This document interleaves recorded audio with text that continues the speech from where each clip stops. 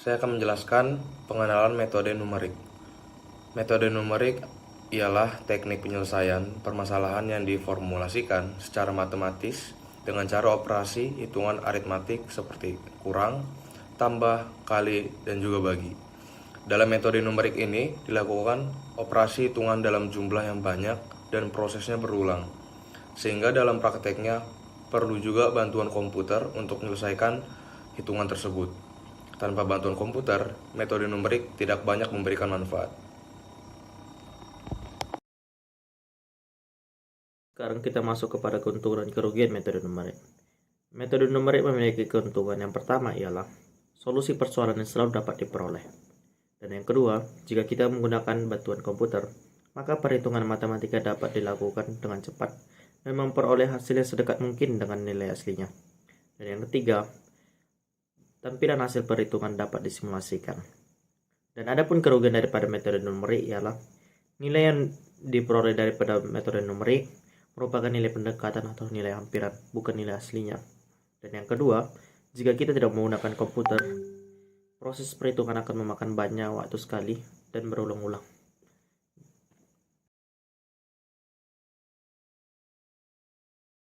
Baik, di sini saya akan menjelaskan tentang perbedaan antara metode analitik dengan metode numerik. Metode analitik adalah metode penyelesaian model matematika dengan rumus-rumus aljabar yang sudah baku atau lazim. Apabila metode analitik tidak dapat digunakan kembali, metode numerik dapat menjadi solusi pemecahan untuk penyelesaian masalahnya. Metode ini memiliki perbandingan yang terlihat jelas seperti berikut. Yang pertama, metode analitik memiliki solusi sejati, sedangkan di dalam metode numerik hanya memperoleh solusi yang mendekati nilai sejati, sehingga soal numerik dinamakan soal pendekatan atau soal hampiran. Yang kedua, metode analitik tidak efektif atau tidak dapat diaplikasikan dalam komputer karena tingkat kerumitannya. Sementara itu, metode numerik dapat diaplikasikan ke dalam komputer karena menggunakan operasi hitung aritmatika biasa, bukan rumus seperti metode analitik. Lalu yang ketiga, metode analitik memiliki kelemahan yang spesifik, yakni keunggulan dari metode ini hanya nampak apabila permasalahan yang ada hanyalah masalah yang sederhana sehingga membuat metode ini terbatas dalam hal pelaksanaannya. Sedangkan kasus-kasus yang besar, misalnya perkembangan teknologi saat ini pada pengolahan data yang sangat besar, metode analitik ini tidak efektif dibandingkan dengan metode numerik. Metode numerik merupakan sebuah teknik yang digunakan untuk menyelesaikan persoalan matematik yang dipecahkan menggunakan sebuah perhitungan aritmatika biasa, seperti kurang, tambah, kali, dan bagi. Metode itu dimaksud dengan sebuah cara, sedangkan numerik berarti sebuah angka. Oleh karena itu, metode numerik disebut cara berhitung dengan menggunakan angka-angka.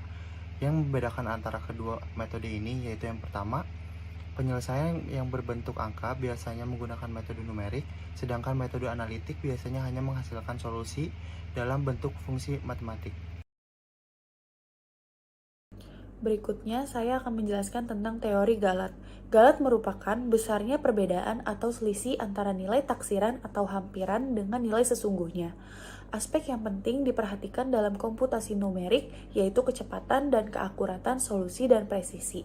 Presisi ini mengacu pada jumlah angka signifikan yang menyatakan suatu besaran penyebaran nilai-nilai yang terbaca dari sebuah alat yang mengukur suatu perilaku fisik tertentu.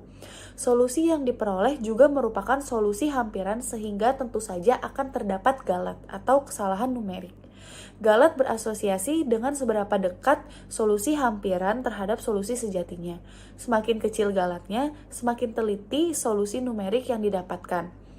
Beberapa sumber galat pada solusi hampiran yang diperoleh. Yang pertama, model matematika yang kurang teliti. Yang kedua, galat bawaan dari data masukan. Yang ketiga, metode penyelesaian. Baik, saya akan menjelaskan tentang galat komputasi numerik. Galat komputasi numerik dibedakan menjadi 3. Yang pertama, galat manusia atau human error, yaitu adalah galat yang dipengaruhi oleh kekurangan cermatan manusia. Yang kedua, ada galat bawaan atau inherent error, yaitu galat yang disebabkan oleh kesalahan hasil pengukuran, kesalahan data awal. Yang ketiga, ada galat pemotongan atau truncation error, yaitu galat yang berkaitan dengan metode numerik yang dipakai. Untuk lebih jelasnya, selanjutnya akan dijelaskan oleh sini saya akan menjelaskan tentang teori kesalahan numerik, di mana apabila suatu persamaan matematika menggunakan penyelesaian secara numerik, maka akan memberikan nilai yang mendekati eksas atau nilai perkiraan yang mendekati nilai sebenarnya. Itu artinya terdapat error atau kesalahan pada nilai eksas yang dikelompokkan dalam 3 kategori kesalahan. Pertama, karena kesalahan bawaan atau kesalahan mengolah dan menyalin suatu data.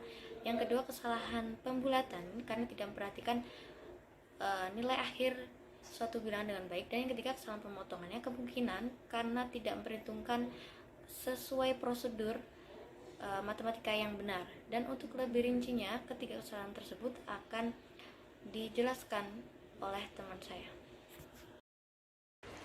Kesalahan bawaan adalah kesalahan dari nilai data. Kesalahan tersebut bisa terjadi karena kekeliruan dalam menyalin data, salah membaca skala, atau kesalahan karena kurangnya pengertian mengenai hukum-hukum fisik dari data yang diukur.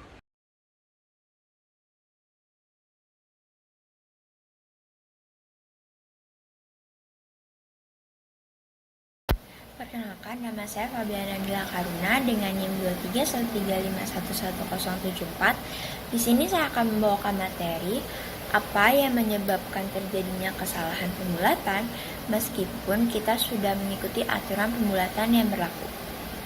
Namun masih ada yang salah membulatkan suatu bilangan. Hal tersebut terjadi karena adanya kesalahan pemotongan suatu bilangan. Maka dari itu saya akan menjelaskan cara pemotongan bilangan yang tepat. Yang pertama, jika bilangan yang dibuang kurang dari setengah satuan dari bilangan ke n, maka angka ke n tetap tidak berubah. Contohnya, 29,63243 dibulatkan menjadi 29,63. Yang kedua, jika bilangan yang dibuang lebih dari setengah satuan dari bilangan ke n, maka angka n dinaikkan satu tingkat. Contoh, 81,9773 dibulatkan menjadi 81,98. Yang ketiga, jika bilangan yang dibuang tepat setengah satuan dari bilangan yang ke n, maka angka ke n tetap tidak berubah jika angka ke n tersebut adalah genap, dan dinaikkan satu digit jika angka ke n tersebut adalah ganjil, sehingga angka ke n akan selalu genap. Contoh, 46,35 dibulatkan menjadi 46,4. 48,45 dibulatkan menjadi 48,4. Sekian materi pemotongan pembulatan yang saya sampaikan. Kemudian akan dilanjutkan oleh teman saya. Terima kasih. Halo semuanya, kenalin nama aku Niputu Metakumula Dewi dengan NIM 2313511067. Hari ini aku bakal jelasin apa itu kesalahan pemotongan. Jadi, kesalahan pemotongan atau truncation error merupakan kesalahan yang berkaitan dengan metode numerik yang dipakai. Galat ini terjadi karena adanya pemotongan deret tak berhingga yang menyatakan perhitungan nilai suatu fungsi atau desimal yang sedang dipakai.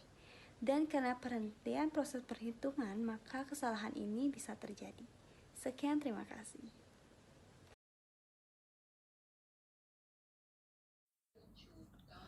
Sekarang ada contoh soal. Misalkan nilai sejati 2/3 dan nilai lampiran 0,666, maka hitunglah galat.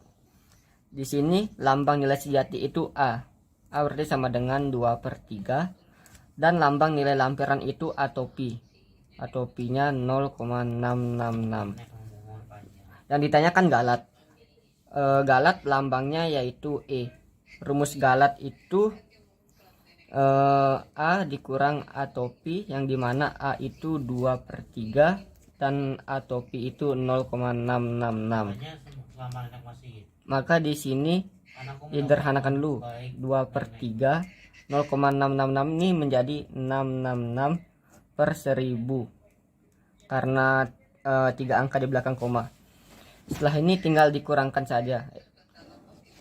2 dikali 1000 yaitu 2000, dikurang 3 dikali 666 yaitu 1998, per 3 dikali 1000 yaitu 3000. Di sini berarti hasilnya 2/3000. yang dimana 2/3000 yaitu 0,000666 dan seterusnya. Sekian penjelasan soal dari saya, terima kasih.